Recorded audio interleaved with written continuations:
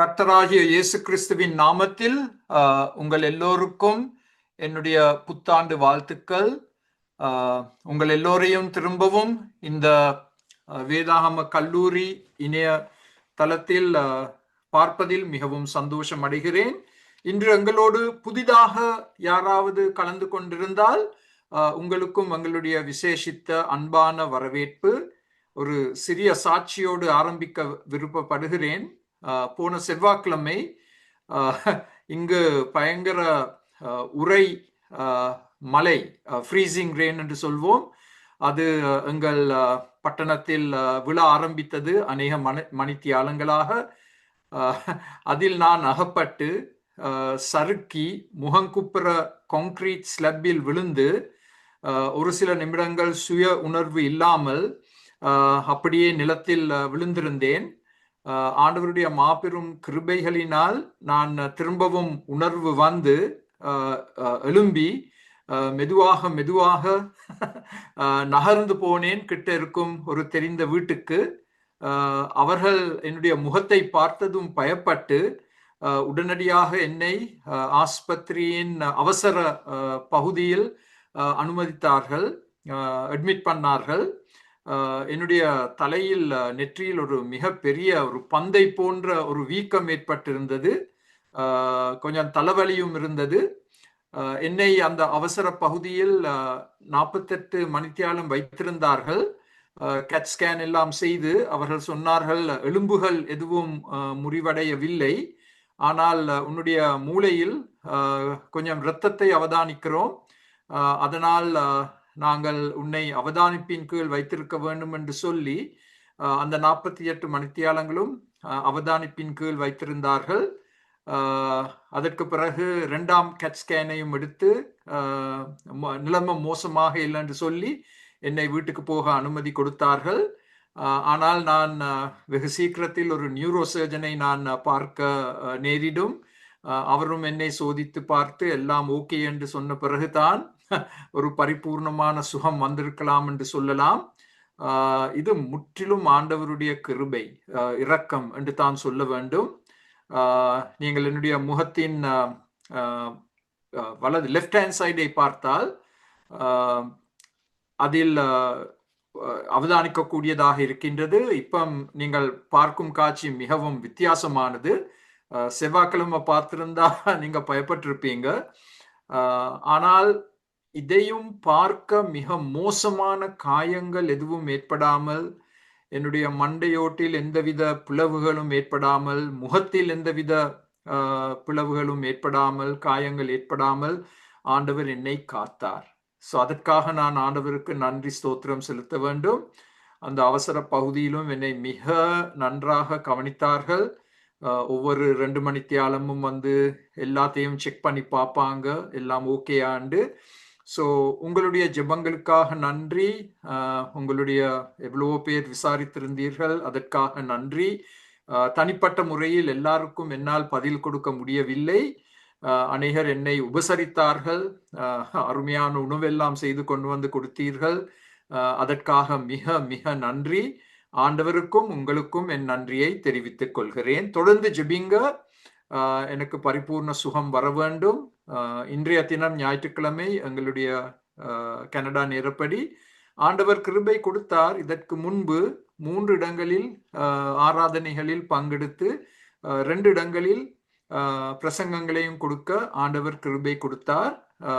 எனக்கு பலவீனங்கள் ஏதாவது இருக்கிற மாதிரி தென்படவில்லை. ஆண்டவர் தம்முடைய வல்லமையினால் கிருபையினால் என்னை தாங்கி கொண்டு வருகிறார்.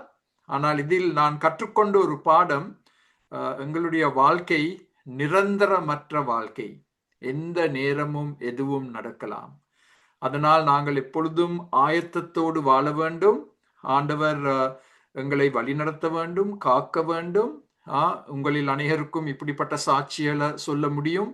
நீங்களும் வெவ்வேறு விபத்துகளில் அகப்பட்டு ஆண்டவர் எப்படி உங்களை காத்தார். ஸோ இன்று நாங்கள் படிக்க போகும் பாடம் சங்கீத புத்தகத்திலிருந்து அல்ல, புதிய வருடம் என்ற படியால் ஒரு புத்தாண்டு வேத பாடத்தை செய்ய விருப்பப்படுகிறேன். இதை நான் முதலாவதாக 31 டிசம்பர் ஒரு சபையில் இந்த செய்தியை கொடுத்தேன். ஆனால் இதற்கு நான் இன்னும் அநேக காரியங்களை கூட்டி உங்களுக்கு கொடுக்க விருப்பப்படுகிறேன். விசேஷித்த புத்தாண்டு வேத பாடம் பிலிப்பியர் 3:13 எங்களுடைய முக்கியமான மைய வசனமாக வைத்து மாடர்ன் டிரான்ஸ்லேஷனில் ஒரு புதிய மொழிபெயர்ப்பில் இவ்விதமாக வாசிக்கின்றோம். பவுலின் வார்த்தைகள்: நான் ஒன்று செய்கிறேன். அது முக்கியமான வார்த்தைகள். ஏனென்றால் நாங்கள் எல்லாரும் அநேக காரியங்களில் ஈடுபட்டிருக்கிறோம். ஆனால் ஒரு முக்கியமான ஒரு காரியம் இருக்கின்றது. அந்த முக்கியமான காரியம் என்ன என்பதை நாங்கள் கண்டு கொண்டு அதன்படி நாங்கள் செயல்பட வேண்டும். நான் ஒன்று செய்கிறேன். பவுல் சொல்லவில்லை நான் 10 காரியங்களை செய்கிறேன் என்று. ஒன்று செய்கிறேன். அந்த ஒரு காரியம் என்ன, அதை எங்களுக்கு விளக்கி சொல்லுகிறார். கடந்து போனவற்றை மறந்து எனக்கு முன்னதாக உள்ளவற்றை நோக்கி அவற்றை அடைவதற்காக கடும் முயற்சி எடுக்கிறேன். இந்த நவீன மொழிபெயர்ப்பு எனக்கு சரியான விருப்பம். ஏனென்றால் இதில் மிக தெளிவாக பவுல் தம்முடைய வாழ்க்கை நோக்கத்தை எங்களுக்கு எடுத்து காண்பிக்கின்றார். இந்த புத்தாண்டில் நாங்கள் எப்படி செயல்பட வேண்டும், அது இந்த வசனத்தில் நீங்கள் காணக்கூடியதாக இருக்கின்றது. திரும்பவும் அதை ஒரு முறை வாசிக்க விருப்பப்படுகிறேன். கடந்து போனவற்றை மறந்து எனக்கு முன்னதாக உள்ளவற்றை நோக்கி அவற்றை அடைவதற்காக கடும் முயற்சி எடுக்கிறேன். இப்பொழுது இதை நாங்கள் 2 முக்கிய பகுதிகளாக பிரித்து படிக்க போகிறோம். இப்ப அடுத்த ஸ்லைடை நாங்கள் பார்த்தால் அதில் இந்த முதல் பகுதியை பார்க்க போகிறோம். பின்னோக்கி பார்த்தல். பின்னோக்கி பார்த்தல். ஏன் பின்னோக்கி பார்க்க வேண்டும்? மறக்க வேண்டிய சில காரியங்கள் உண்டு. மறக்க வேண்டிய சில காரியங்கள் உண்டு. முக்கியமாக நாங்கள் மறக்க வேண்டிய 3 காரியங்கள் உண்டு. இவை என்ன? முதலாவதாக கடந்த வருட பாவங்களை மறக்க வேண்டும். கடந்த வருடத்தில் 2025 நாங்கள் எல்லாரும் ஏதோ பாவங்களில் ஈடுபட்டிருக்கிறோம். கடந்த வருட பாவங்கள். உங்கள் பாவ பட்டியல் என்ன? உங்களுக்கு உதவி செய்வதற்காக நான் 10 காரியங்களை குறிப்பிட்டிருக்கிறேன். இது உங்கள் வாழ்க்கையில் உண்மையாய் இருக்கலாம், இல்லாவிட்டால் இது நடைபெறாமல் இருந்திருக்கலாம். இதற்கு மேலதிகமாக நீங்கள் காரியங்களை கூட்டி சொல்ல முடியும் உங்கள் வாழ்க்கை அனுபவத்தின் படி. இதை நான் கொஞ்சம் ஆழமாக சிந்திக்கும் பொழுது, என்னுடைய வாழ்க்கையை சிந்தித்து பார்க்கும் பொழுது, இந்த 10 காரியங்களை நான் எனக்காக எழுதி கொண்டேன். கடந்த வருட பாவங்கள். அதில் நான் முதலாவதாக போட்டிருக்கும் பாவம் சோம்பேறித்தனம். சோம்பேறித்தனம் ஒரு பாவம். அதுவும் விசேஷமாக ஆவிக்குரிய காரியங்களில் சோம்பேறியாக காணப்படுவது. அது எங்கள் எல்லாரையும் தாக்கும் ஒரு பாவம். ஆவிக்குரிய காரியங்களில் சோம்பேறித்தனம். எங்களுடைய மனதில் சோம்பேறித்தனம். வேதத்தை நாங்கள் ஆழமாக வாசித்ததில்லை, அதை நாங்கள் கற்றுக்கொள்ளவில்லை. அதெல்லாம் சோம்பேறித்தனத்திற்கு அறிகுறிகள். விசேஷமாக ஊழியக்காரராகிய நாம் ஒரு பிரசங்கத்தை தயார் செய்யும் பொழுது எவ்வளவு நேரத்தை நாங்கள் செலவழித்தோம்? எங்களுடைய மனதை நாங்கள் பாவித்தோமா? இல்லாவிட்டால் உணர்ச்சி வசப்பட்ட சில கதைகளை சொல்லி அதை பிரசங்கம் என்று சொல்லி முடித்தோமா? அதெல்லாம் கேட்கப்பட வேண்டிய கேள்விகள். 2வது, இந்த பாவ பட்டியலில் கீழ்ப்படியாமை. எவ்வளவோ செய்திகளை கேட்டோம் கடந்த வருடத்தில், எவ்வளவோ பைபிளை நாங்கள் வாசித்தோம், எவ்வளவாக நாங்கள் கீழ்ப்படிந்தோம். நாங்கள் எல்லாரும் அந்த விஷயத்தில் தவறி இருக்கிறோம். கீழ்ப்படியாமை, அது 2ஆம் பாவம். 3வது, மாய்மால வாழ்க்கை. நாங்கள் எங்கள் வார்த்தைகளால் சொல்வது ஒரு காரியம், எங்கள் வாழ்க்கையில் நாங்கள் நடப்பது இன்னொரு காரியம். ரெண்டுக்கும் ஒரு ஒற்றுமை இல்லை. ஸோ அது எங்களை தாக்கும் ஒரு பாவம், மாய்மால வாழ்க்கை. வெளியில் சொல்வதும் எங்களுடைய தனிப்பட்ட வாழ்க்கையில் காணப்படுவதும் ரெண்டுக்கும் இடையில் ஒரு ஒற்றுமை இல்லை, ஒரு பெரிய வித்தியாசம் இருக்கு. நான்காவது பின்வாங்குதல். பின்வாங்குதல் என்று சொன்னால் நாங்கள் ஆண்டவரோடு வைத்திருக்கும் எங்கள் உறவில் ஒரு குளிர்ச்சி ஏற்படுவது. குளிர்ச்சி அதாவது எப்பொழுதும் ஆண்டவர் மேல் நாங்கள் வைத்திருக்கும் அன்பு அனல் விட்டு எரிய வேண்டும். அப்படி நடக்காமல் குளிர்வடையும் பொழுது அதுதான் பின்வாங்குதல். எங்கள் எல்லாருக்கும் நேரத்துக்கு நேரம் இந்த பின்வாங்குதல் நடைபெறுகிறது. We are not always red hot for God. எந்த நேரத்திலும் நாங்கள் முழுமையாக அந்த அனல் விட்டெரியும் ஒரு ஒரு ஒரு சூடான ஒரு உறவு எங்களுக்கு எப்பொழுதும் இல்லை. குளிர்வடைந்த காலங்கள் உண்டு.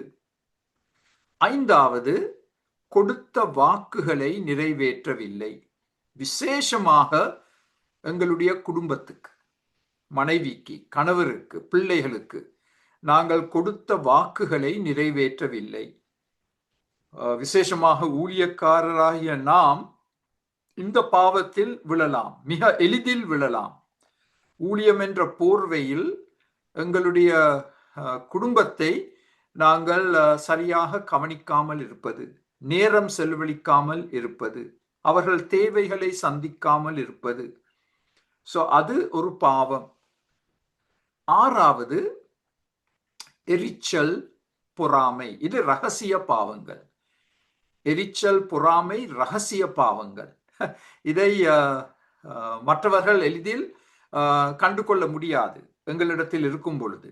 ஆனால் எரிச்சல் அடைகிறோம், பொறாமை அடைகிறோம். மற்ற ஊழியங்களை பார்க்கும் பொழுது, மற்ற சபைகளை பார்க்கும் பொழுது, அவர்களுக்கு பெரிய எண்ணிக்கை இருக்கே, எனக்கு 10 ஆடுகள் தானே என்றெல்லாம் சிந்தனை செய்து ஒரு எரிச்சல், ஒரு பொறாமை ஏற்படுவது. ஏழாவது அவசரப்படுதல். நாங்கள் நேரம் எடுத்து ஜெபிக்காமல் நாங்கள் அவசரப்பட்டு தீர்மானங்களை எடுத்து அதன் மூலமாக வரும் விளைவுகள், அவசரப்படுதல். எட்டாவது அவிசுவாசம். விசுவாசிக்கிறோம் என்று கூறுகிறோம், ஆனால் இந்த கஷ்ட நேரங்கள் வரும் பொழுது நாங்கள் அவிசுவாசியலாக செயல்படுகிறோம். கர்த்தரின் மேய்ப்பராய் இருக்கிறார், நான் தாழ்ச்சி அடையேன் என்று மிக அழகாக நாங்கள் எடுத்து சொல்கிறோம். ஆனால் அந்த கஷ்டங்கள் வரும் பொழுது, பொருளாதார நெருக்கடிகள் வரும் பொழுது நாங்கள் அவிசுவாசியலாக செயல்படுவது, அது ஒரு பாவம். ஒன்பதாவது பெருமை. பெருமை என்று சொன்னால் நாங்கள் எங்கள் தவறுகளை ஏற்றுக்கொள்ளாமல், அதை திருத்தாமல், மற்றவர்களை குற்றப்படுத்தி நான் சரியாதானே இருக்கின்றேன் என்று பெருமையில் செயல்படுவது. பெருமையின் ஒரு மிக பெரிய அறிகுறி நான் என் குற்றங்களை, பலவீனங்களை, தவறுகளை ஏற்றுக்கொள்ளாமல் இருப்பது. ஏற்றுக்கொள்வது ஒரு காரியம், அதை திருத்துவது இன்னும் ஒரு காரியம். அதுவும் ஒரு கடந்த கால பாவமாக உங்கள் வாழ்க்கையில் அமையலாம். பெருமை. நான் தவறு செய்தேன், என்னை மன்னித்துக் கொள்ளுங்கள் என்று சொல்லும் வார்த்தைகள் மிக எளிதில் எங்கள் வாயிலிருந்து புறப்பட்டு வருவதில்லை. 10வது, இது ஒரு மிக பெரிய காரியம், நேரத்தையும் பணத்தையும் வீணாக்குவது. நேரத்தையும் பணத்தையும் வீணாக்குவது. நேரம் என்னுடைய தாயார் எப்பொழுதும் சொல்வார்கள், பொன்னான நேரத்தை வீணாக்காது. அம்மா எப்பொழுதும் எனக்கு எடுத்து சொல்வாங்க. நான் கேட்டா தானே. அந்த காலத்தில் நான் அதை கேட்க இல்லை. ஆனா இப்ப அந்த வார்த்தைகளின் அருமையை நான் அறிந்திருக்கிறேன். அதன்படி நான் வாழ எத்தனிக்கிறேன். நாங்கள் எல்லாரும் இந்த கடந்த வருடத்தை சிந்தித்து பார்த்தால் இந்த 10 காரியங்களில் ஏதோ சில காரியங்கள் எங்கள் வாழ்க்கையில் உண்மையாக இருக்கலாம். இந்த கடந்த வருட பாவங்கள் மன்னிக்கப்பட வேண்டும், மறக்கப்பட வேண்டும். இப்ப அடுத்த ஸ்லைடை பார்ப்போம். அடுத்த ஸ்லைடில் நாங்கள் மறக்க வேண்டிய இந்த தமிழ்ல ஒரு அருமையான பாட்டு இருக்கு. பாவங்கள் எத்தனையோ நினையாதிருந்தாருன் பாவங்கள் எத்தனையோ. எவ்வளவோ பாவங்கள் செய்திருக்கிறோம், அவற்றை ஆண்டவர் மன்னிக்கிறார், அவற்றை ஆண்டவர் மறந்து விடுகிறார். அது ஆண்டவருடைய கிருபை. இரண்டாவதாக நாங்கள் இதை மறக்க வேண்டும், கடந்த வருட தோல்விகள், ஏமாற்றங்கள், அவற்றை நாங்கள் மறக்க வேண்டும். இந்த தோல்விகள் என்று சொன்னால் மூன்று விதத்தில் அதை நாங்கள் அடையாளம் கண்டு கொள்ள முடியும். உறவு தோல்விகள், உறவு தோல்விகள், முறியடிக்கப்பட்ட உறவுகள். எங்கள் எல்லாருக்கும் ஏதோ ஒரு உதாரணத்தை நாங்கள் சொல்லக்கூடியதாக இருக்கலாம். முறியடிக்கப்பட்ட உறவுகள், அது குடும்பத்தில் கூட நடைபெறலாம், கணவன் மனைவிக்கிடையில் கூட நடக்கலாம், பெற்றோர் பிள்ளைகளுக்கிடையில் நடக்கலாம், சபையார் மத்தியில் அது நடக்கலாம். உறவு தோல்விகள். இன்னும் ஒரு தோல்வி இருக்கு, அது ஊழிய தோல்விகள். ஊழியத்தில் தோல்வி அடைவது, அதில் விசேஷமாக நாங்கள் நேர்மையாக செயல்படாமல் இருந்தால் அது தோல்வியில் முடிவடையும், தோல்வியில் முடிவடையும். எவ்வளவோ காரியங்களை நாங்கள் செய்ய தீர்மானித்திருந்தோம், ஆனால் எதுவும் சரிவரவில்லை. ஊழிய தோல்விகள். மூன்றாம் தோல்வி பொருளாதார தோல்விகள். பொருளாதார தோல்விகள் என்று சொன்னால், நாங்கள் எவ்வளவோ முயற்சி எடுத்தோம் எங்கள் வருமானத்தை அதிகரிப்பதற்காக, கூட்டுவதற்காக, ஆனால் ஏதோ காரணங்களுக்காக அது சரிவரவில்லை. நாங்கள் கடன் பட்டிருக்கிறோம், ஒரு குழியில் இருக்கிறோம். அது பொருளாதார தோல்விகள். இரண்டாவதாக நாங்கள் மறக்க வேண்டியது கடந்த வருட தோல்விகள், ஏமாற்றங்கள், டிசப்பாயின்ட்மெண்ட்ஸ். ஏமாற்றங்கள் என்றால் டிசப்பாயின்ட்மெண்ட்ஸ். அதையும் நாங்கள் மறந்துவிட வேண்டும். மூன்றாவதாக அடுத்த ஸ்லைடில் பார்க்க போகிறோம். இது ஒரு முக்கிய ஒரு குறிப்பு, தோல்விகளின் பாடங்களை கற்றுக்கொள்ள வேண்டும். தோல்விகள் வருவது இயற்கை, எங்கள் எல்லாருக்கும் தோல்விகள் இருக்கு. ஆனால் அந்த தோல்விகள் மூலமாக கற்றுக்கொள்ள வேண்டிய பாடங்களை கற்றுக்கொள்ள வேண்டும். அது முக்கியம். தோல்வியில் தொடர்ந்து வாழவும் கூடாது, அதிலிருந்து நாங்கள் எழும்பி முன்னோக்கி பிரயாணிக்க வேண்டும். இப்ப அடுத்த ஸ்லைடில் மூன்றாம் காரியத்தை பார்க்க போகிறோம். கடந்த வருட துயரங்கள், கவலைகள், இழப்புகள். கடந்த வருட துயரங்கள், கவலைகள், இழப்புகள், இவற்றை நாங்கள் மறந்துவிட வேண்டும். இழப்புகள் என்று சொன்னால் இதையும் நாங்கள் மூன்றாக பிரித்து பார்க்கலாம். நேர்மை பரிசுத்தத்தை இழப்பது, அது ஒரு மிக பெரிய இழப்பு. இந்த வாரத்தில் ஒரு ஊழியக்காரன் எனக்கு ஒரு இமெயிலை அனுப்பி வைத்திருந்தார். அதில் ஒரு பிரபல ஊழியக்காரர், இந்த வட அமெரிக்காவில் ஒரு பிரபல ஊழியக்காரர், புத்தகங்களை எல்லாம், எவ்வளவோ புத்தகங்களை எல்லாம் எழுதியிருக்கிறார். அவருடைய பெயரை இந்த வட அமெரிக்காவில் சொன்னால் எல்லாருக்கும் தெரியும். அவர் பாலியல் சம்பந்தப்பட்ட பாவத்தில் சிக்குண்டு, பரிசுத்தத்தை இழந்து, ஊழியத்தை இழந்து, ஒரு மிக பெரிய இழப்பை தமக்கு மாத்திரமல்ல, தம்முடைய குடும்பத்துக்கு மாத்திரமல்ல, தம்முடைய சபையாருக்கு மாத்திரமல்ல, முழு கிறிஸ்தவ உலகத்திற்கும் ஒரு மிக பெரிய இழப்பை கொண்டு வந்தார். அதையெல்லாம் கேட்கும் பொழுது நான் உண்மையாக நடுங்க ஆரம்பிக்கின்றேன். ஆண்டவரே, அப்படிப்பட்ட ஒரு முடிவு எனக்கு வரக்கூடாது. நான் இறுதி மூச்சு எடுக்கும் வரைக்கும் நேர்மை பரிசுத்தத்தை நான் காத்துக்கொள்ள வேண்டும். இழப்புகள், துயரங்கள், கவலைகள் என்று சொல்லும் பொழுது இன்னும் ஒரு கவலை வரும் எங்களுக்கு. ஆண்டவருக்காக நான் முழுமையாக வாழவில்லை. கடந்த வருடத்தில் ஆண்டவரே, என்னுடைய முழு மனதோடு, என்னுடைய முழு பெலத்தோடு, என்னுடைய முழு உணர்ச்சிகளோடு நான் ஆண்டவரை நேசிக்கவில்லை, நான் அவருக்காக வாழவில்லை. அதுவும் ஒரு இழப்பு. மரண இழப்பு ஒரு மிக பெரிய இழப்பு. உங்களுடைய குடும்பத்தில் யாரையாவது நீங்கள் இழக்கும் பொழுது மரணத்தின் மூலமாக அது ஒரு மிக பெரிய இழப்பு. எவ்வளவோ கண்ணீரை நாங்கள் சிந்துவோம், எவ்வளவோ காலமாக அதை குறித்து நாங்கள் கவலைப்படுவோம். சோ இந்த கடந்த வருட துயரங்கள், கவலைகள், இழப்புகளை நாங்கள் மறந்துவிட வேண்டும் என்று பவுல் சொல்றார்.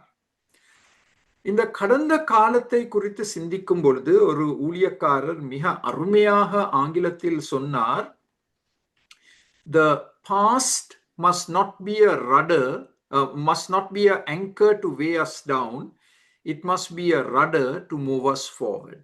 அதன் அர்த்தம் என்னவென்றால், கடந்த காலத்தை நாங்கள் சிந்திக்கும் பொழுது அது ஒரு நங்கூரமாக எங்களை கீழ் நோக்கி இழுக்கக்கூடாது. அது கப்பலை திருப்பும் அந்த கருவியாக அமைந்து செயல்பட்டு எங்களை முன்னோக்கி ஒரு புதிய திசையில் எடுத்து செல்ல வேண்டும். அது ஒரு மிக அருமையான கூற்று.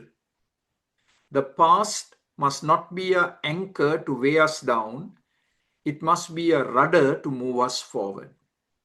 கடந்த காலம் ஒரு நங்கூரமாக எங்களை கீழ் நோக்கி இழுக்கக்கூடாது, ஒரு பெரிய பாரமாக, சுமையாக. அது ஒரு கப்பலை திசை திருப்பும் ஒரு கருவியாக எங்களை முன்னோக்கி எடுத்து செல்ல, ஒரு புதிய திசையில், பாதையில் எடுத்து செல்ல அது பாவிக்கப்பட வேண்டும். அதை மறந்துவிட வேண்டாம். இந்த 2 படங்களையும் நாங்கள் உங்களுக்கு பக்கமாக போட்டு இருக்கிறோம். அந்த சத்தியத்தை நீங்கள் நன்றாக விளங்கிக் கொண்டு அதன்படி செயல்பட. பிலிப்பியர் 3:13 பவுல் சொல்லும் முதலாம் காரியம், மறக்க வேண்டிய காரியங்கள் உண்டு. அதை குறித்து உங்களுக்கு 3 முக்கிய குறிப்புகளை கொடுத்திருக்கிறேன். இப்பொழுது பவுல் சொல்ல போகிறார், நாங்கள் முன்னோக்கி பார்க்க வேண்டும். அதை பார்ப்பதற்கு முன் நான் கூறிய காரியம், கடந்த காலம் நம்மை கீழ் நோக்கி இழுக்கும் நங்கூரமாக இருக்கக்கூடாது. அது நம்மை முன்னோக்கி நகர்த்தும் சுக்கானாக அமைய வேண்டும். நாங்கள் எல்லாரும் மிகவும் நேசிக்கும் ஒரு வசனம், ஏசாயா 43:18. என் மனைவி மரணம் அடைந்ததும் ஆண்டவர் எனக்கு கொடுத்த முதலாம் வசனம் இந்த வசனம். இதை நான் என்னுடைய வீட்டு சுவரில் ஒரு பிரிண்ட் அவுட் எடுத்து ஒட்டி வைத்திருந்தேன். ஒவ்வொரு நாளும் இதை நான் பார்ப்பேன், 2-3 தடவை பார்ப்பேன். முந்தினவைகளை நினைக்க வேண்டாம், பூர்வமானவைகளை சிந்திக்க வேண்டாம். பாருங்கள், 2 முக்கிய வார்த்தைகள், நினைக்க வேண்டாம், சிந்திக்க வேண்டாம். இந்த கடந்த கால காரியங்கள் எங்கள் மனதில் வருவது இயற்கை. ஆனால் அதை குறித்து நாங்கள் தொடர்ச்சியாக சிந்தித்துக் கொண்டிருக்க கூடாது. அதை குறித்து நாங்கள் தொடர்ச்சியாக நினைக்க கூடாது. அது கடந்த காலம், அது கடந்த காலத்தில் இருக்கட்டும். அதிலிருந்து கற்றுக்கொள்ளக்கூடிய பாடங்களை கற்றுக்கொண்டு முன்னோக்கி நாங்கள் நகர்ந்து செல்ல வேண்டும். அடுத்த ஸ்லைடில் முன்னோக்கி பார்த்தல். கடந்த காலத்தை மறந்து விட வேண்டும். அப்படி செய்தால்தான் நாங்கள் முன்னோக்கி பார்க்க முடியும். செய்ய வேண்டிய 10 காரியங்கள், எடுக்க வேண்டிய தீர்மானங்கள், திட்டமான நோக்கங்கள். ஆங்கிலத்தில் ஒரு வார்த்தையில் சொல்ல போனால் ரெசல்யூஷன்ஸ் என்ற வார்த்தையை பாவிப்போம். 10 ரெசல்யூஷன்ஸ். அதுக்கு தமிழ்ல நாங்கள் பாவிக்கும் வார்த்தைகள் தீர்மானங்கள், திட்டமான நோக்கங்கள். இவற்றை நாங்கள் கண்டிப்பாக நிச்சயமாக எடுக்க வேண்டும். புதிய என்ற வார்த்தையை பாவித்து உங்களுக்கு 10 காரியங்களை சுட்டிக்காட்ட விருப்பப்படுகிறேன். புதிய என்ற வார்த்தையை பாவித்து, முதலாவதாக நாங்கள் நிச்சயமாக செய்ய வேண்டிய ஒரு காரியம், முன்னோக்கி பிரயாணிக்க வேண்டும் என்றால், ஆண்டவரிடமும் மற்றவர்களிடமும் மன்னிப்பு கேட்டல். அதுதான் புதிய ஆரம்பத்தை எங்கள் வாழ்க்கையில் கொண்டு வரும். ஆண்டவரிடம் மன்னிப்பு கேட்க வேண்டும், மற்றவர்களிடமும் மன்னிப்பு கேட்க வேண்டும். நாங்கள் யாரையாவது புண்படுத்தி இருந்தால், நாங்கள் யாரையாவது காயப்படுத்தி இருந்தால், நாங்கள் அவர்களிடம் மன்னிப்பு கேட்க வேண்டும். அது கணவனாக இருக்கலாம், மனைவியாக இருக்கலாம், பிள்ளைகளாக இருக்கலாம், சபையில் இருக்கும் ஒரு அங்கத்தவராக இருக்கலாம், சமுதாயத்தில் இருக்கும் ஒருவராக இருக்கலாம், யாராயிருந்தாலும் நாங்கள் எங்களை தாழ்த்தி அவர்களிடம் மன்னிப்பு கேட்க வேண்டும். இல்லாவிட்டால் நாங்கள் முன்னோக்கி பிரயாணிக்க முடியாது. அந்த நங்கூரம் எங்களை கீழ் நோக்கி இழுக்கும். ஆண்டவரிடமும் மன்னிப்பு கேட்க வேண்டும். ஆண்டவர் எங்களுக்கு மன்னிப்பை கொடுக்க ஆவலாக காத்திருக்கிறார். கர்த்தராகிய இயேசு கிறிஸ்துவின் இரத்தம் சகல பாவங்களையும் நீக்கி நம்மை சுத்திகரிக்கும் என்று வேத வசனம் கூறுகிறது. இந்த மன்னிக்கும் விஷயத்தில் ஒரு காரியத்தை மனதில் வைத்திருக்க வேண்டும். பிசாசானவன் மன்னிக்கப்பட்ட பாவங்களை திரும்பவும் எங்கள் ஞாபகத்துக்கு கொண்டு வருவான், அதை தோண்டி எடுப்பான். அது பிசாசின் ஒரு மிக ஒரு திறமையான ஒரு விளையாட்டு என்று சொல்லலாம். மன்னிக்கப்பட்ட பாவங்களை தோண்டி எடுப்பது, தோண்டி எடுத்து எங்களுக்கு திரும்பவும் ஒரு குற்ற மனசாட்சியை கொண்டு வருவது, ஆக்கினை தீர்ப்பை கொண்டு வருவது. அதற்கு இடம் கொடுக்க வேண்டாம். நீங்களும் நானும் ஆண்டவரிடம் மன்னிப்பு கேட்டிருந்தால் ஆண்டவர் எங்களை மன்னித்திருக்கிறார். 1 யோவான் 1:9. பரிசுத்த இரத்தத்தின் மூலம் நாங்கள் சுத்திகரிக்கப்பட்டிருக்கிறோம். சோ அது எங்களுக்கு ஒரு புதிய ஒரு ஆரம்பத்தை கொடுக்கின்றது எங்கள் வாழ்க்கைக்கு. A brand new start. Forgiven by God and also we have asked others to forgive us. இரண்டாவது, நாங்கள் செய்ய வேண்டிய 10 காரியங்களில் இரண்டாவது, ஆண்டவருக்கு நன்றி செலுத்துதல். ஆண்டவருக்கு மாத்திரமல்ல, மற்றவர்களுக்கும் நன்றி கூறுதல். அது எதை உருவாக்கும்? ஒரு புதிய மனப்பான்மையை உருவாக்கும். A new attitude. ஆண்டவருக்கு தொடர்ச்சியாக இடைவிடாமல் திட்டவட்டமாக நன்றி செலுத்துதல். அதை நான் இந்த வாரத்தில் நான் அனுபவித்தேன் மாத்திரமல்ல, அதை நான் திரும்ப நான் ஆண்டவருக்கு நான் நன்றி செலுத்தினேன். ஆண்டவர் எனக்கு கொடுத்த பாதுகாப்பு, பராமரிப்பு, வழி நடத்துதல். சோ இப்படி நாங்கள் காரியங்களை நினைவு கூர்ந்து ஆண்டவருக்கு நன்றி செலுத்துதல், மற்றவர்களுக்கும் நன்றி கூறுதல். இதை குறித்து நாங்கள் ரொம்ப கவனமாக இருக்க வேண்டும். விசேஷமாக இது எங்கே ஆரம்பமாக வேண்டும்? எங்களுடைய குடும்பத்தில். நாங்கள் எங்கள் மனைவிக்கு நன்றி செலுத்துவது. அவர்கள் எவ்வளவோ காரியங்களை சமையல் செய்கிறார்கள், பொறுமையாக சமையல் செய்கிறார்கள். அவர்கள் எங்கள் துணிகளை கழுவுவார்கள், பிள்ளைகளை கவனிப்பார்கள். ஸோ நாங்கள் don't take your wife for granted, ஆங்கிலத்தில் சொல்ல போனால். அதே போல் கணவரையும் don't take him for granted. அவர்களுக்கு நன்றி செலுத்துதல். நாங்கள் அவர்களை அவர்கள் தோள் மேல் கை வைத்து பாராட்டுதல். மாத்திரமல்ல, சபையில் உள்ளவர்களுக்கு நன்றி செலுத்துதல். யாராவது எங்களுக்கு ஏதோ ஒரு நன்மை செய்திருந்தால் அவர்களுக்கு நன்றி கூறுதல். அதை நாங்கள் மறந்துவிடக் கூடாது. அதை நாங்கள் தொடர்ச்சியாக செய்ய வேண்டும். ஒரு நாள் மாத்திரமல்ல, தொடர்ச்சியாக நாங்கள் அதை செய்து கொண்டே இருக்க வேண்டும்.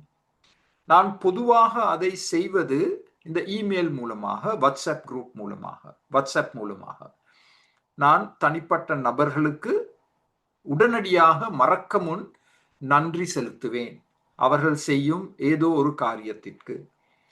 எனக்கு நான் போன செவ்வாய்க்கிழமை விழுந்த பிறகு எவ்வளவோ பேர் எனக்கு உதவி செய்ய முன் வந்தார்கள்.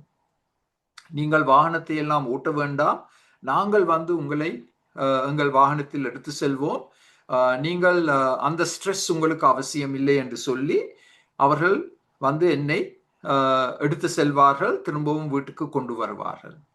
அதே போல் உணவு சமைத்து கொடுப்பார்கள். ஸோ இதெல்லாம் மறக்க முடியாத அவர்கள் என் சார்பில் செய்த அருமையான காரியங்கள்.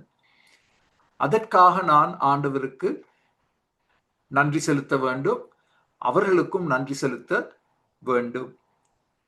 அது இரண்டாவதாக நாங்கள் செய்ய வேண்டிய காரியம். எழுத்தின் மூலமாக நன்றி செலுத்துவது மிக நல்லது. ஏனென்றால் அது ஒரு நிரந்தர பதிவு, permanent. It is a permanent record, நிரந்தர பதிவு. நாங்கள் வாயினால் சொல்லும் பொழுது அதை கொஞ்சம் காலத்துக்கு பிறகு மக்கள் மறந்து விடலாம். எழுத்தின் மூலமாக, ஒரு கார்டு அனுப்புவதின் மூலமாக நன்றியை தெரிவிப்பது அது ஒரு நிரந்தர பதிவு. ஸோ அதை நாங்கள் இன்னும் அதிகமாக செய்ய வேண்டும். அதை நாங்கள் அது எங்களுக்கு ஒரு புதிய மனப்பான்மையை உருவாக்கும். A grateful mind. அடுத்த ஸ்லைடில் மூன்றாம் காரியத்தை பார்க்க போகிறோம். நாங்கள் செய்ய வேண்டிய மூன்றாம் காரியம் இது ஆவிக்குரிய வாழ்க்கையில் முன்னேறுதல். இது ஒரு திட்டவட்டமான நோக்கமாக இருக்க வேண்டும். ரெசல்யூஷன். என்னுடைய வாழ்க்கையில் ஆவிக்குரிய விதத்தில் நான் அபிவிருத்தி அடைய வேண்டும், இன்னும் அதிகமாக முன்னேற வேண்டும். அது எப்படி சாத்தியமாகும்? புதிய ஒழுக்கங்கள் மூலமாக, நியூ டிசிப்ளின்ஸ், புதிய ஒழுக்கங்கள் மூலமாக. ஒழுக்கங்கள் இல்லாவிட்டால் வாழ்க்கையில் முன்னேற முடியாது. No discipline, no progress. So அதனால்தான் இந்தியா இலங்கையில் இருந்து எங்களோடு கலந்து கொள்ளும் அருமையானவர்களுக்கு நான் கொடுத்திருக்கும் சவால், திங்கட்கிழமை தினத்தை உங்களுடைய ஆவிக்குரிய அபிவிருத்தி தினமாக நீங்கள் அதை பிரித்தெடுத்தால், காலையில் 5:30 மணிக்கு சங்கீத புத்தகங்களை படிக்கிறோம், பின்னேரம் மார்க்ஸ் விசேஷ புத்தகத்தை படிக்கிறோம். அது உங்கள் ஆவிக்குரிய வாழ்க்கைக்கு ஒரு பெரிய முன்னேற்றத்தை கொண்டு வரும். ஏனென்றால் அது வேத வசனம். அதற்காக நாங்கள் நேரத்தை அமைப்பது, கிவிங் தட் ஃபர்ஸ்ட் பிளேஸ், அதற்கு முதலிடம் கொடுப்பது. என் ஆவிக்குரிய வாழ்க்கையில் நான் இன்னும் அதிகமாக முன்னேற வேண்டும். புதிய ஒழுக்கங்கள் எனக்கு அவசியம்.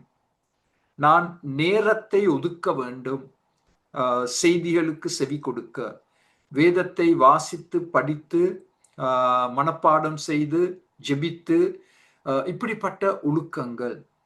உபவாசம் ஒரு ஒழுக்கம். Fasting is a discipline. அதை இந்த புதிய வருடத்தில் நாங்கள் எல்லாரும் இன்னும் அதிகமாக மருத்துவ முறையில் அதை செய்ய முடியும் என்றால் கண்டிப்பாக கட்டாயமாக செய்ய நாங்கள் எங்களை ஒப்புக் கொடுக்க வேண்டும். புதிய ஒழுக்கங்கள். நான்காவதாக, நாங்கள் இந்த புதிய வருடத்தில் முன்னேற வேண்டும் என்றால் 3 காரியங்கள். தேவ வசனத்தை வாசித்து தியானித்து கீழ்ப்படிதல். அந்த 3ம் எப்பொழுதும் ஒன்றாக செயல்பட வேண்டும். அதை நாங்கள் பிரித்தெடுக்க முடியாது. The 3 go together. தேவ வசனத்தை வாசித்து தியானித்து கீழ்ப்படிதல். அதற்கு ஒரு தலை சிறந்த உதாரணம், உங்கள் எல்லாருக்கும் தெரிந்த ஒரு பிரபல வசனம், லூக்கா 10:39. அவளுக்கு மரியாள் எனப்பட்ட ஒரு சகோதரி இருந்தால், அவள் இயேசுவின் பாதத்தருகே உட்கார்ந்து அவருடைய வசனத்தை கேட்டுக்கொண்டிருந்தாள். மரியாளுடைய பெயரை எடுத்து போட்டு உங்களுடைய பெயரையும் என்னுடைய பெயரையும் இந்த வசனத்தில் நாங்கள் எழுதக்கூடியதாக இருக்க வேண்டும்.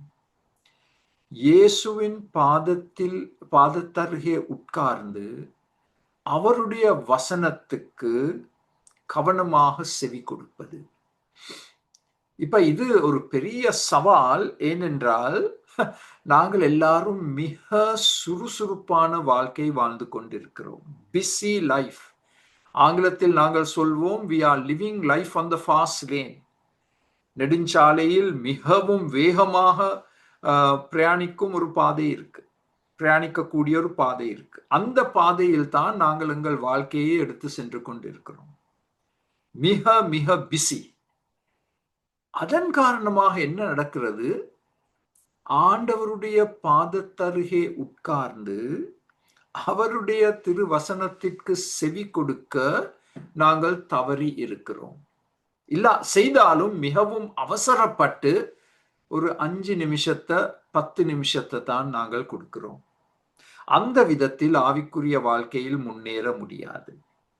சோ அது ஒரு மிக முக்கிய தீர்மானமாக அமைய வேண்டும். இந்த புத்தாண்டில் நான் ஒரு மரியாளாக மாற்றமடைய வேண்டும். ஆண்டவரின் பாதத்தருகே உட்கார்ந்திருக்க வேண்டும். அவருடைய வசனத்திற்கு நான் கவனமாக செவி கொடுத்து அதன்படி நான் செயல்பட வேண்டும். இப்ப அடுத்த ஸ்லைடை பார்ப்போம். அதில் லூக்கா 11:28 ஆண்டவருடைய பதில், அப்படியானாலும் தேவனுடைய வார்த்தையை கேட்டு அதை காத்து கொள்ளுகிறவர்களே அதிக பாக்கியவான்கள் என்றார் ஆண்டவர். தேவ வசனத்தை கேட்பது முதல் கட்டம். இரண்டாம் மிக முக்கிய கட்டம் அதன்படி நடப்பது, கீழ்ப்படிவது.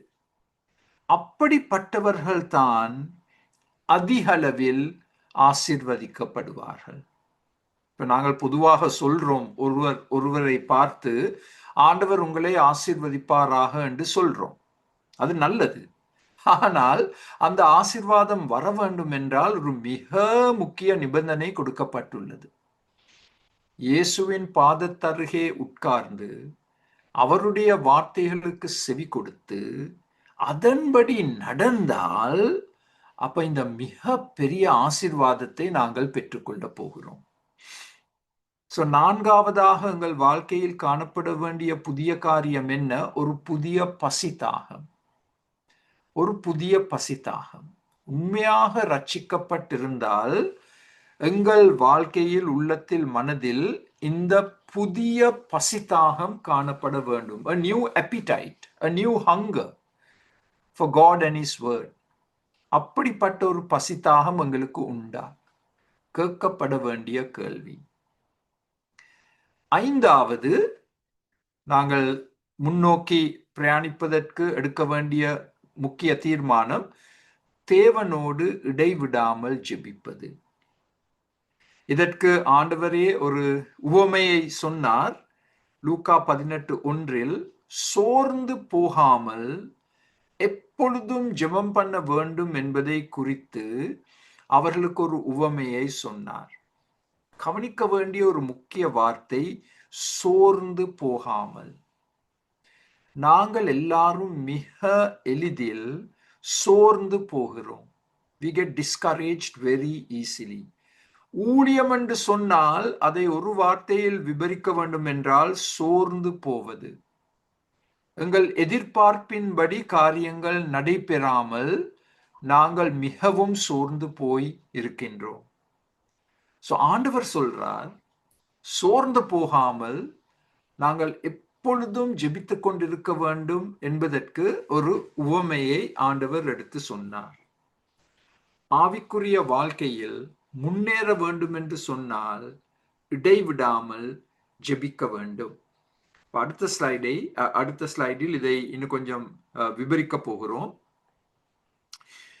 1 தெசலோனிக்கேயர் 5:17 உங்களுக்கு எல்லாம் தெரிஞ்ச வசனம், இடைவிடாமல் ஜெபம் பண்ணுங்கள்.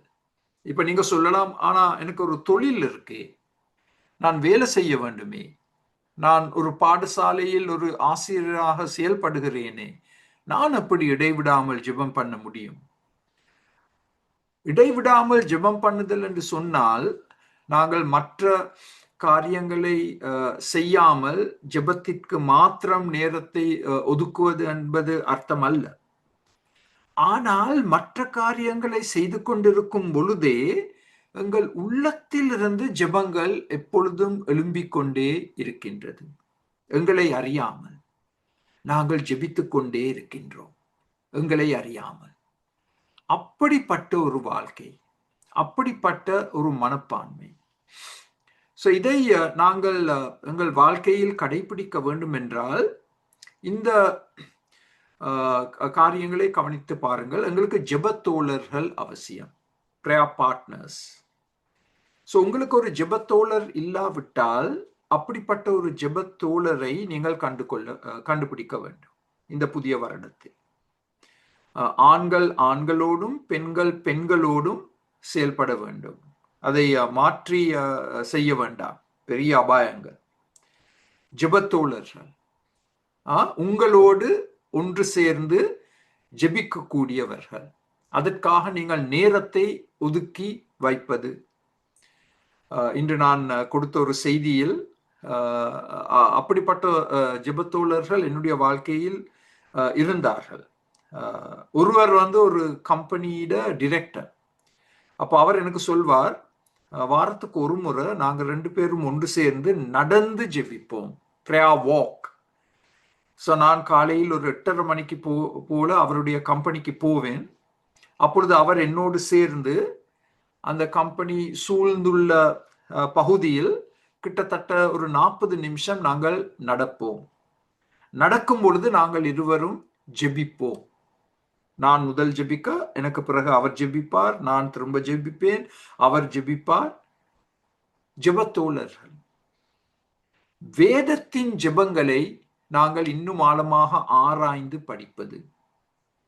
வேதத்தில் ஜெபத்தை குறித்து கிட்டத்தட்ட 300 வசனங்கள் உண்டு. 300. அப்ப இந்த புத்தாண்டில் இந்த 300 வசனங்களையும் நாங்கள் கண்டு கொண்டு அவற்றை படித்து அதன்படி நாங்கள் எங்கள் ஜெபங்களை மாற்றி அமைப்பது. முக்கியமாக நாங்கள் எங்கள் ஜெபங்களில் 2 காரியங்களை எப்பொழுதும் நினைவு கூற வேண்டும். ஆத்துமாக்களின் ரட்சிப்பு. எங்களை சூழ்ந்துள்ள அநேக ஆண்டவரை அறியாத மக்கள் ரட்சிப்புக்குள் வர வேண்டும். இந்த புத்தாண்டில் அவர்களுக்காக ஜெபிப்பது, ஒரு கிராமத்துக்காக ஜெபிப்பது, ஒரு தோட்டத்துக்காக ஜெபிப்பது, ஒரு பட்டணத்துக்காக ஜெபிப்பது, ஒரு நாட்டுக்காக ஜெபிப்பது, பெயர் சொல்லி ஜெபிப்பது, ஆத்துமாக்களின் ரட்சிப்பு. அதே சமயத்தில் விசுவாசிகளின் எழுப்புதல், ரிவைவல் ஆஃப் பிலீவர்ஸ்.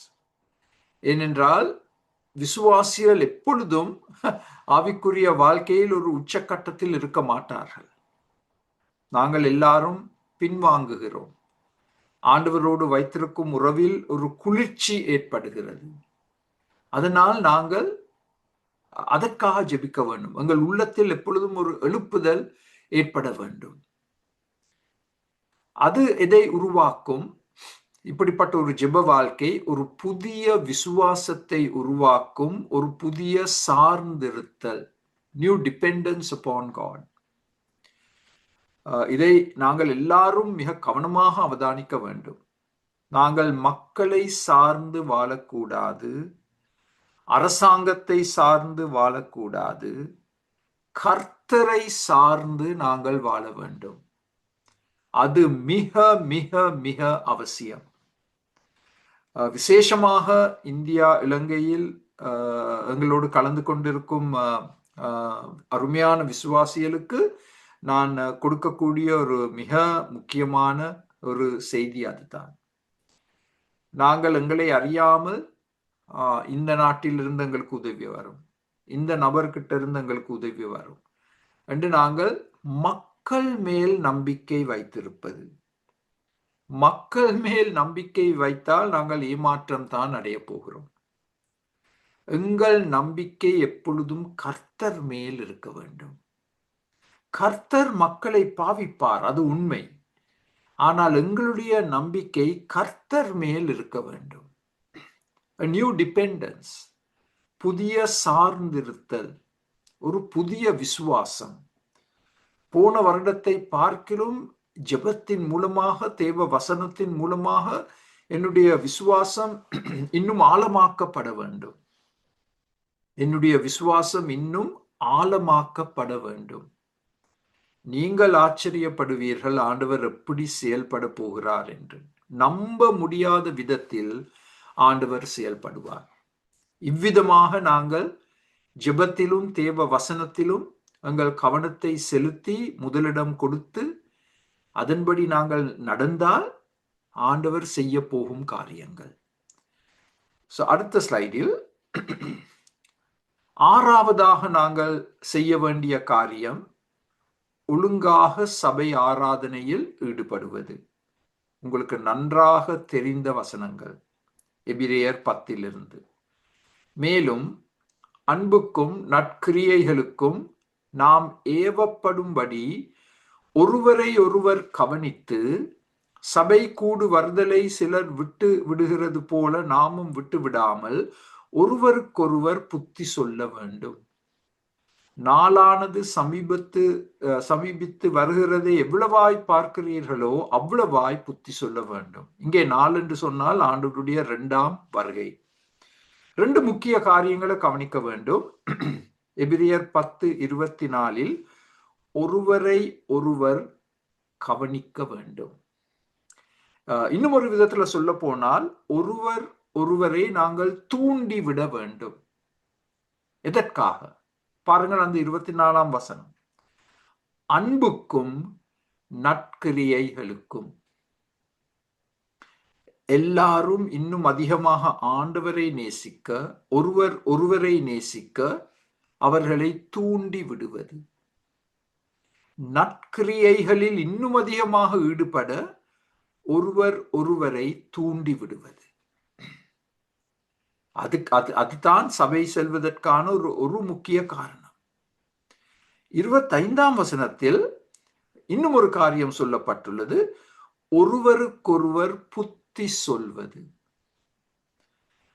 நீங்க சொல்லக்கூடாது அது சபை போதகருடைய ஊழியம்.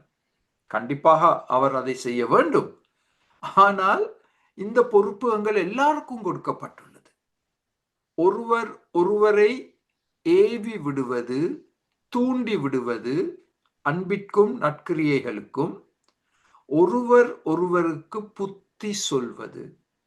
ஒரு வேத வசனத்தை பாவித்து புத்தி சொல்வது எவ்வளவு அவசியம்.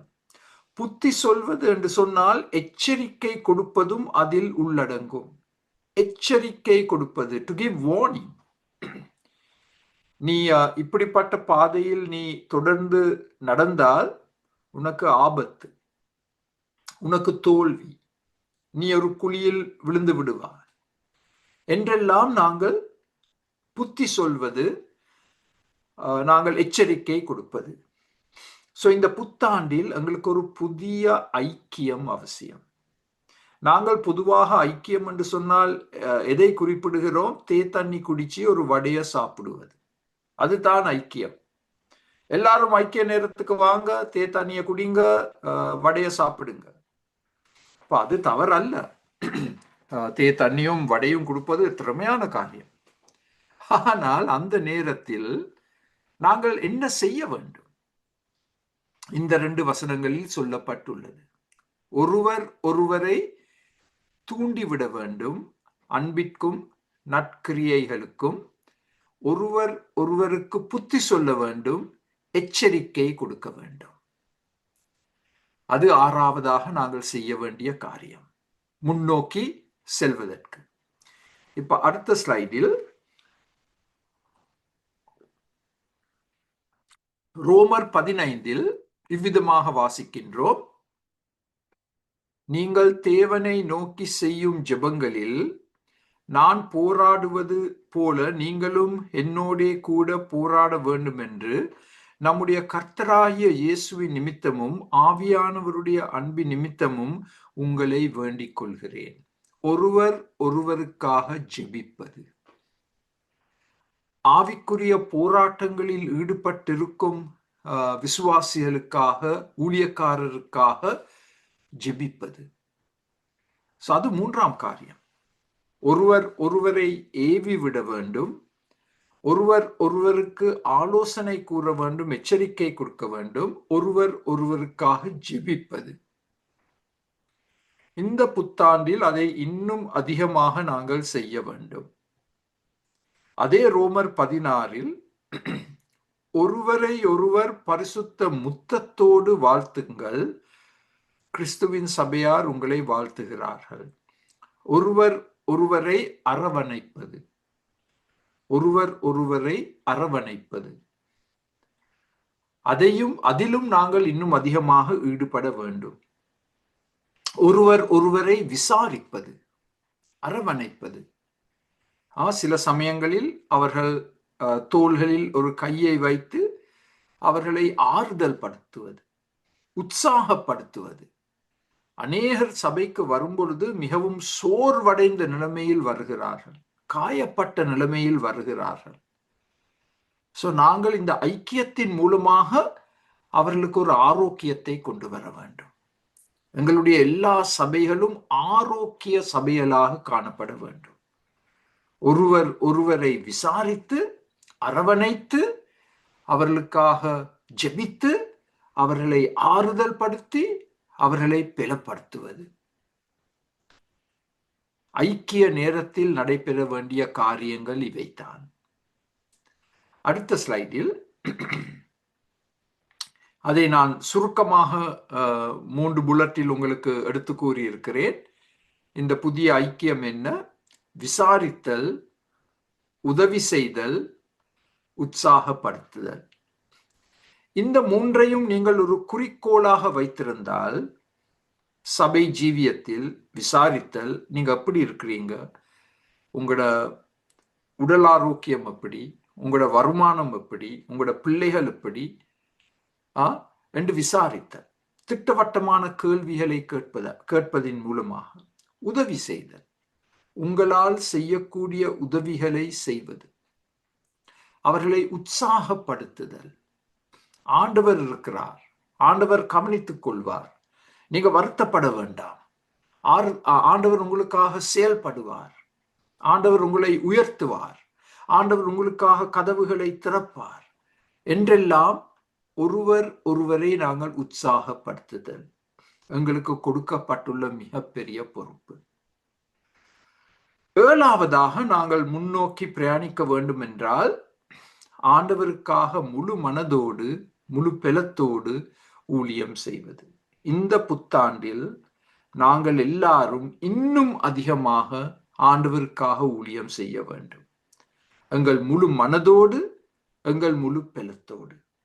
இதை அடுத்த ஸ்லைடில் பார்க்க போனால், ரோமர் 12:11 எனக்கு ஒரு மைய வசனம், சென்ட்ரல் வேர்ஸ்.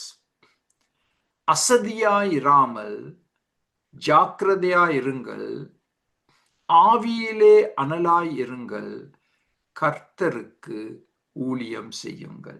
இந்த ஒரு வசனத்தை வைத்து நீங்கள் 3 பிரசங்கங்களை கொடுக்கலாம். ரோமர் 12:11 புத்தாண்டுக்கு எவ்வளவு ஒரு பொருத்தமான வசனம். அசதியாயிராமல், சோம்பேறிகளாக இராமல், ஜாக்கிரதையாயிருங்கள். பிசாசு தாக்கிக் கொண்டிருக்கிறார் 4 திசைகளில் இருந்தும்.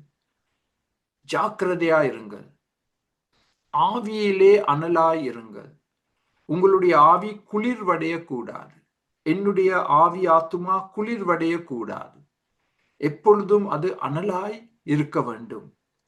கர்த்தருக்கு ஊழியம் செய்யுங்கள். ஆண்டவர் உங்களுக்கு வரங்களை கொடுத்திருக்கிறார், ஈவுகளை கொடுத்திருக்கிறார், வளங்களை கொடுத்திருக்கிறார். அவற்றை எல்லாம் பிரயோகித்து ஆண்டவருக்காக ஊழியம் செய்வது. இப்ப அடுத்த ஸ்லைடில் ரோமர் 16ஆம் அதிகாரத்தில் பவுல் கிட்டத்தட்ட 30 பெயர்களை குறிப்பிடுகிறார். 30 நேம்ஸ். அவர்களை ஒரு தனிப்பட்ட முறையில் அவர் பாராட்டுகிறார். அதில் 2ஐ உங்களுக்கு காண்பிக்க விருப்பப்படுகிறேன். ரோமர் 16:6 எங்களுக்காக மிகவும் பிரயாசப்பட்ட மரியாளை வாழ்த்துங்கள். மிகவும் பிரயாசப்பட்ட மரியாள். ஒரு வாக்கியத்தில் இந்த மரியாளுக்கு கொடுக்கப்படும் கௌரவம். உங்களுடைய பெயரையும் என்னுடைய பெயரையும் வேதத்தில் எழுத போனால் ஒரு வாக்கியத்தில் எதை சொல்ல முடியும்? ஒரு வாக்கியத்தில் மிகவும் பிரயாசப்பட்ட மரியாள். அதே 16ஆம் அதிகாரம் 12ஆம் வசனத்தில் கர்த்தருக்குள் பிரயாசப்படுகிற திரிபேனாலையும் போசாலையும் வாழ்த்துங்கள். கர்த்தருக்குள் மிகவும் பிரயாசப்பட்ட பிரியமான பெர்சியாலையும் வாழ்த்துங்கள். 3 பெயர்கள், ட்ரைபோசா, ட்ரைபீனா, ஆங்கிலத்தில் மிக அழகாக சொல்லலாம், TNT, ட்ரைபோசா, ட்ரைபீனா. பவுல் அவர்களை வாழ்த்துகிறார், பாராட்டுகிறார். கர்த்தருக்குள் பிரயாசப்படுகிற, ஊழியம் செய்கிற. அதே போல் பெர்சியால் என்ற பெயரையும் குறிப்பிடுகிறார். மிகவும் பிரயாசப்பட்ட, எங்களால் மிகவும் நேசிக்கப்பட்ட பெர்சியால். அருமையானவர்களே, எங்களுக்கு இந்த புத்தாண்டில் ஒரு புதிய உற்சாகம் அவசியம். ஆண்டவருக்காக ஊழியம் செய்ய ஒரு புதிய உற்சாகம், new enthusiasm, new enthusiasm to serve God. இப்ப அடுத்த ஸ்லைடில் 8வதாக ஆண்டவருக்காக வெட்கப்படாமல் சாட்சி கூறுவது. அது இந்த புத்தாண்டில் நாங்கள் முன்னோக்கி செல்வதற்கு செய்ய வேண்டிய ஒரு காரியம். அப்போஸ்தலர் 4:31 நாங்கள் இவ்விதமாக வாசிக்கின்றோம். அப்போஸ்தலர்கள் துன்புறுத்தப்பட்டு அவர்கள் ஒரு ஜெப கூட்டத்தில் கலந்து கொண்டார்கள். அவர்கள் ஜெபம் பண்ணின போது அவர்கள் கூடியிருந்த இடம் அசைந்தது. அவர்கள் எல்லாரும் பரிசுத்த ஆவியினால் நிரப்பப்பட்டு தேவ வசனத்தை தைரியமாக சொன்னார்கள். பரிசுத்த ஆவியானவரினால் நிரப்பப்பட்டிருக்கிறோம் என்பதற்கான அடையாளம் என்ன? பயமில்லாமல் தேவ வசனத்தை, சுவிசேஷத்தை மற்றவர்களுக்கு எடுத்து சொல்வது. சோ இந்த புத்தாண்டில் எங்களுக்கு ஒரு புதிய தைரியம் அவசியம். வெட்கப்படாமல், ரகசியமாக செயல்படாமல், வெளியரங்கமாக ஒரு புதிய தைரியத்தோடு சுவிசேஷத்தை எடுத்து சொல்வது. அது எவ்வளவு முக்கியம், அது எவ்வளவு அவசியம். எங்கள் எல்லாரையும் சூழ்ந்து எவ்வளவோ மக்கள் ஆண்டவரை அறியாமல் வாழ்ந்து கொண்டிருக்கிறார்கள். அவர்கள் எல்லாரும் ஆண்டவரை அறியாத ஒரு நித்தியத்திற்குள் சென்று கொண்டிருக்கிறார்கள். நாங்கள் அவர்களுக்காக பரிதாபப்பட்டு பாசத்தோடு, கண்ணீரோடு அவர்களுக்கு நாங்கள் சுவிசேஷத்தை நாங்கள் எடுத்து சொல்ல நாங்கள் முன்வர வேண்டும். ஆண்டவர் கதவுகளை திறப்பார். ஆனால் நாங்கள் அதற்கு ரெடியா? நாங்கள் அதற்கு தயாராக இருக்கின்றோமா? புதிய தைரியத்தோடு சுவிசேஷத்தை அறிக்கை செய்வது. அடுத்த ஸ்லைடில் 9வதாக இந்த புத்தாண்டில் முன்னோக்கி பிரயாணிக்க வேண்டும் என்றால் ஆண்டவரால் வழி நடத்தப்பட வேண்டும். உணர்ச்சிகளால் அல்ல. அதை கவனமாக செவி கொடுங்கள். உணர்ச்சிகளால் வழி நடத்தப்படக்கூடாது, ஆண்டவரால் வழி நடத்தப்பட வேண்டும். பவுல் சொல்றார், ஏனெனில் இங்கே பெரிதும் அனுகூலமுமான கதவு எனக்கு திறக்கப்பட்டிருக்கிறது, விரோதம் செய்கிறவர்களும் அநேகர் இருக்கிறார்கள். ஆண்டவர் பவுலுக்கு புது புது கதவுகளை திறந்து கொடுத்தார். அனுகூலமான கதவுகள், அதாவது அநேகர் ஆண்டவரை அறிய வருவார்கள், புது புது சபைகள் எழுப்பப்படும். ஆனால் அதே சமயம் அநேக எதிரிகளும் இருப்பார்கள். அதை குறித்து நாங்கள் பயப்பட அவசியம் இல்லை. வெளிப்படுத்தல் 3:8 என் வசனத்தை கை கொண்டபடியினாலே இதோ திறந்த வாசலை உனக்கு முன்பாக வைத்திருக்கிறேன், அதை ஒருவனும் பூட்ட மாட்டான். சோ இந்த புத்தாண்டில் ஆண்டவர் எங்களை வழிநடத்த வேண்டும். எப்படி? புது புது கதவுகளை ஆண்டவர் எங்களுக்கு திறந்து கொடுக்க வேண்டும். இதுவரைக்கும் நாங்கள் செல்லாத கிராமங்களாக இருக்கலாம், தோட்டங்களாக இருக்கலாம். இந்த புதிய இடங்களுக்கு நாங்கள் சென்று நாங்கள் ஆண்டவருக்காக ஊழியம் செய்து சுவிசேஷத்தை அறிக்கை செய்து சபைகளை கட்டி எழுப்புவது. புத்தாண்டில் புதிய பாதைகள், கதவுகள் திறக்கப்படுவது, அதை நாங்கள் எதிர்பார்க்க வேண்டும். ஆச்சரியமான விதத்தில் ஆண்டவர் அதை செய்வார். புதிய பாதைகள், புதிய கதவுகளை ஆண்டவர் திறப்பது. ஆண்டவரால் வழிநடத்தப்பட்ட வாழ்க்கை எங்களுக்கும், எங்கள் குடும்பத்தினருக்கும், எங்கள் சபைக்கும். அது 9வது, ஆண்டவரால் வழிநடத்தப்படுவது. அடுத்த ஸ்லைடில் இது 10ஆம் காரியம், ஆண்டவருடைய 2ஆம் வருகைக்காக பொறுமையாக காத்திருப்பது. இந்த வருடத்தில் ஆண்டவர் எங்களை தம்மோடு சேர்த்து கொள்ள வரலாம். யாக்கோபு 5:8, நீங்களும் நீடிய பொறுமையோடு இருந்து உங்கள் இருதயங்களை ஸ்திரப்படுத்துங்கள், கர்த்தரின் வருகை சமீபமாய் இருக்கிறது. 2000 வருஷங்களுக்கு முன்பு எழுதப்பட்ட வசனங்கள், வார்த்தைகள். அது இன்று எவ்வளவு நெருங்கிவிட்டது என்று தான் நாங்கள் சொல்ல முடியும். நாங்கள் நீடிய பொறுமையோடு இருக்க வேண்டும் மாத்திரமல்ல, எங்கள் இருதயங்களை நாங்கள் பலப்படுத்தி கொண்டு கர்த்தருடைய வருகைக்காக ஆவலோடு காத்திருப்பது. ஒரு புதிய நம்பிக்கை, ஒரு புதிய ஆவல். புதிய நம்பிக்கை, புதிய ஆவல். உலகத்தில் நடைபெறும் சம்பவங்களை பார்த்தால் யுத்தங்கள் மாத்திரமல்ல, வியாதிகள், இயற்கை கோளாறுகள், இலங்கை கூட எவ்வளவாக பாதிக்கப்பட்டது. இதெல்லாம் ஆண்டவருடைய வருகையின் அறிகுறிகள். ஆண்டவருடைய வருகை இந்த வருடம் நடைபெறலாம். அதற்காக நாங்கள் நீடிய பொறுமையோடு இருந்து எங்கள் இருதயங்களை பலப்படுத்தி கொண்டு ஆண்டவருடைய வருகைக்காக ஆவலோடு காத்திருப்பது. புதிய நம்பிக்கை, புதிய ஆவல். அடுத்த ஸ்லைடில் பிலிப்பியர் 3:13 நாங்கள் சுருக்கமாக சொல்ல போனால் அது இவ்விதமாக அமையும்.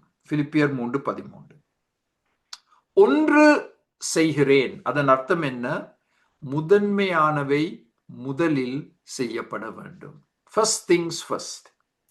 அதை வைத்துத்தான் நான் இப்பொழுது ஒரு செய்தி தொடரை சில சபைகளில் செய்து கொண்டு வருகிறேன். ஃபர்ஸ்ட் திங்ஸ் ஃபர்ஸ்ட், முதன்மையானவை முதலில். ஒன்று செய்கிறேன், அதை நாங்கள் அடையாளம் கண்டு கொள்ள வேண்டும். 2வது, விட்டுவிட வேண்டிய காரியங்கள். பின்னோக்கி பார்த்து வாழ முடியாது. பின்னோக்கி பார்க்க மாட்டேன். தொடர்ச்சியாக பின்னோக்கி பார்த்து கற்றுக்கொள்ளக்கூடிய பாடங்களை கற்றுக்கொண்டு மன்னிக்கப்பட வேண்டிய காரியங்களை மன்னித்துவிட்டு நான் முன்னோக்கி பிரயாணித்தல். அது 3வது. முன்னோக்கி பிரயாணித்தல் தைரியத்தோடு, விசுவாசத்தோடு முன்னோக்கி பிரயாணம் எடுத்தல்.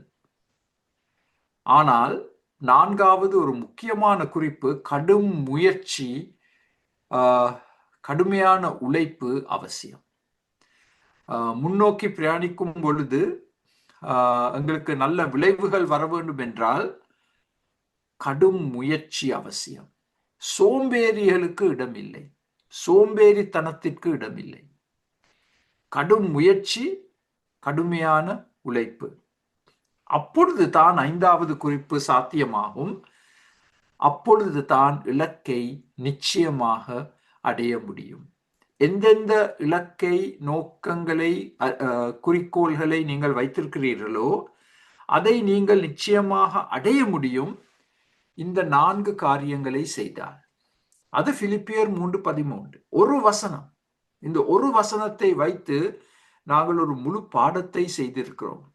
நான் நினைக்கிறேன் இன்னும் ஒரு ஸ்லைட் இருக்க வேணும் என்று. அடுத்த slide, is there another slide? இந்த 2 வசனங்களோடு நாங்கள் இந்த விசேஷித்த வேத பாடத்தை முடிக்க போகிறோம். அருமையான 2 வசனங்கள். ஆண்டவர் சொல்றார், வெளிப்படுத்தல் 21:5, நான் சகலத்தையும் புதிதாக்குகிறேன். 10 புதிய காரியங்களை பார்த்தோம்.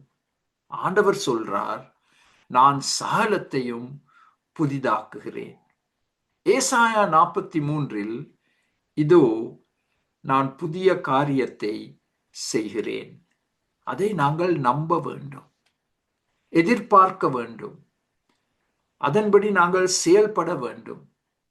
உங்கள் வாழ்க்கையில் ஆண்டவர் செய்ய காத்திருக்கும் புதிய காரியம் என்ன? உங்கள் குடும்பத்தில் ஆண்டவர் செய்ய காத்திருக்கும் புதிய காரியம் என்ன? உங்கள் சபையில் ஆண்டவர் செய்ய காத்திருக்கும் புதிய காரியம் என்ன? அதை நாங்கள் ஜெபத்தின் மூலமாக, வேதத்தின் மூலமாக கண்டறிந்து எதிர்பார்ப்போடு ஆண்டவர் இந்த புதிய காரியத்தை செய்ய போகிறார் என்ற நம்பிக்கையோடு நாங்கள் வாழ வேண்டும். ஸோ நாங்கள் இப்பொழுது ஜெபிக்க போகிறோம். அதற்கு பிறகு நீங்கள் உங்களுடைய கேள்விகளை கேட்கலாம், கருத்துக்களையும் தெரிவிக்க முடியும். ஜெபிப்போம். பிலிப்பியர் 3:13க்காக நாங்கள் நன்றி செலுத்துகிறோம். ஆண்டவரே, எவ்வளவு ஒரு அருமையான வசனம்! மறக்க வேண்டிய 3 முக்கிய காரியங்கள், முன்னோக்கி பிரயாணிப்பதற்கு நாங்கள் எடுக்க வேண்டிய 10 நடவடிக்கைகள், 10 புதிய காரியங்கள். ஆண்டவரே, இன்று இந்த வேத பாடத்தில் கலந்து கொண்ட ஒவ்வொருவருக்கும், ஒவ்வொரு குடும்பத்தினருக்கும், ஒவ்வொரு சபையாருக்கும் ஆண்டவரே, நீர் ஆச்சரியமான காரியங்களை செய்தருள வேண்டும் என்று கெஞ்சி கேட்கிறேன். புதிய கதவுகளை நீர் திறந்தருள வேண்டும் ஆண்டவரே. ஒரு புதிய உற்சாகத்தை நீர் தர வேண்டும். ஒரு புதிய விசுவாசத்தை நீர் தர வேண்டும் ஆண்டவரே. ஒரு புதிய ஐக்கியத்தை நீர் கொடுக்க வேண்டும் ஆண்டவரே. இதன்படி நாங்கள் செயல்படும் பொழுது நீர் ஆண்டவரே பெரும் காரியங்களை செய்ய காத்திருக்கிறீர். நாங்கள் அதை விசுவாசிக்கிறோம். இந்த வருடத்தில் ஆண்டவரே, நீர் எங்களை உம்மோடே கூட சேர்த்து கொள்ள வருகிற வருடமாக இருக்கலாம்.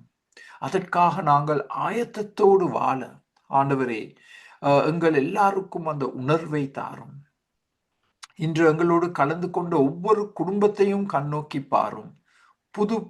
புதிதாக கலந்து கொண்டவர்களை நீர் ஆசீர்வதித்தருளும். இந்த வேத பாடத்தின் மூலமாக நாங்கள் புது பலன் அடைந்து நாங்கள் புது நம்பிக்கையோடு செயல்பட எங்கள் எல்லாருக்கும் கிருபை தாரும். இயேசுவின் நாமத்தில் ஜெபங்கேளும் பிதாவே, ஆமென்.